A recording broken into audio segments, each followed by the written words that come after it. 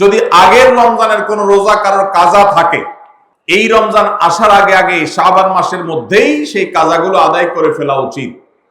আম্মা জান আয়েশা রাদিয়াল্লাহু তাআলা আনহা বলেছেন, নারী হিসাবে রমজান মাসে যে কয়েকটা রোজা ভাঙতি পড়ে, নবীজি সাল্লাল্লাহু আলাইহি সাল্লাম রমজান পরে পুরো সময়টা তার কাছে থাকার কারণে তিনি সেই রোজাগুলো রাখার সুযোগ সেভাবে পেতেন না। স্বামীর হকের কথা মাথায় রেখে রোজাগুলো রাখতেন না। এবং শাবান মাস আসলে নবীজি সাল্লাল্লাহু আলাইহি সাল্লাম নিজেও বেশি বেশি নফল রোজা রাখতেন। মা আয়েশা রাদিয়াল্লাহু তাআলা আনহা বলেছেন যে তিনিও তার রমজানের বাকি রোজা যেগুলো ছিল ভাঙতি রোজা, সেগুলো তিনি রেখে ফেলতেন। এই হাদিস থেকে বোঝা যায় রমজানের রোজা যদি কারোর কাজা হয়, পুরুষদের অসুস্থতার কারণে হতে পারে, মা বোনদের মাসিকার কারণে হতে পারে, তাহলে সেই রোজা যত দ্রুত সম্ভব আমরা কাজা করে ফেলবো।